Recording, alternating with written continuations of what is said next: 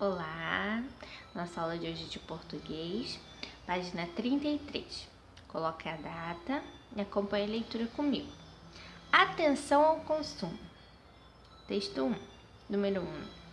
Tudo tem uma história. Você já parou para pensar qual é a história do dinheiro? Como você acha que ele surgiu e por quê? Vocês vão colocar nesse espacinho que tem aí.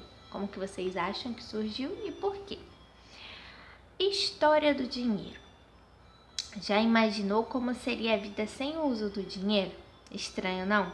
Pois há muitos e muitos séculos ele não existia. Mas como sempre existiu a necessidade de comprar, as pessoas da época tiveram que dar um jeitinho e resolver o problema.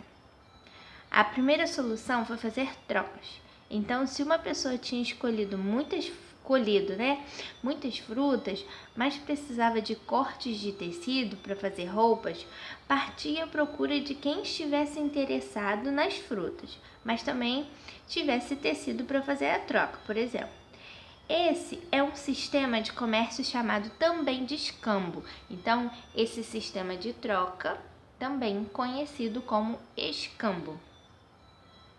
Com a descoberta dos metais, ouro, prata e cobre, ficou comprovado que utilizá-lo como moeda de troca era a melhor forma de se estabelecer um sistema monetário. Inicialmente eram usados em formato de linguetas ou barras, mas ao longo do tempo foram ganhando formas e inscrições, né? Foi sendo redondinho e começaram a escrever no dinheiro.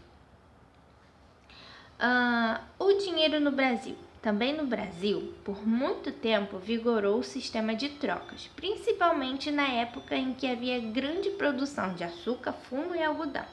Em 1695, foram criadas as primeiras moedas oficiais do Brasil. Na época, essas moedas eram de ouro e prata, com o valor de 1.000, 2.000, 4.000 réis em ouro e de 20, 40, 80, 160, 320 e 640 réis em prata. Esse sistema introduzido pelos portugueses durou até 1942, quando foi introduzido o cruzeiro. Com o passar do tempo, a consequente desvalorização da moeda, seu valor ficou muito baixo, até que em 1965 o governo decretou a criação do Cruzeiro Novo.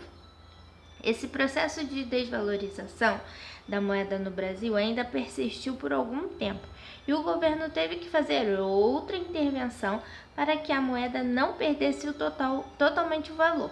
Assim, de 1986 a 1989, vigorou o cruzado. De 1989 a 1990, o cruzado novo. E de 1990 a 93, novamente o cruzeiro. Até que finalmente em 94 surge o real, moeda que se mantém, né? Que é o nosso dinheiro. Virou a página, conhecendo o texto, coloca a data aí, tá, gente? Número 1. De acordo com o texto, o dinheiro sempre existiu? Sim ou não? Vocês vão marcar. 2. Como as pessoas faziam para obter o que precisavam? O que eles faziam, né, naquela época? 3. O que foi usado inicialmente como moeda de troca e assim possibilitou organizar um sistema monetário?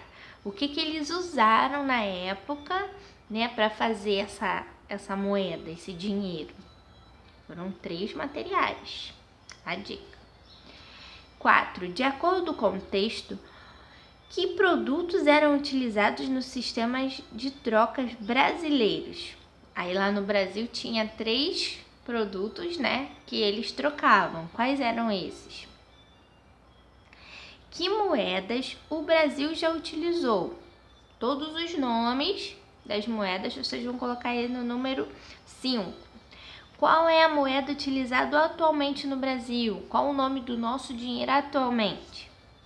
7. Observe a frase. O real surgiu em 1994 e se mantém até hoje. assinale a frase a seguir que tem o mesmo sentido desta frase, embora apresente elementos que tenham sido descritos de outra forma. Então, vocês vão, tem 3 frases. Vocês vão ver, aqui diz a mesma coisa, mas com palavras diferentes. Primeiro, o real surgiu em 1994 e permanece até hoje. O real surgiu em 1994 e sofreu várias alterações até hoje. O real surgiu em 1994 e desvalorizou muito até hoje. Então, vocês vão marcar só a certa. Aprendendo um pouco mais. Releia a seguir um trecho transcrito do texto e preencha o quadro com as palavras em negrito, essas mais escurinhas, conforme apresentam dígrafos e encontros consonantais. Lembra, os dígrafos e encontros consonantais são encontros de 2 consoantes, né? Já imaginou como seria a vida sem usar o dinheiro? Estranho, não?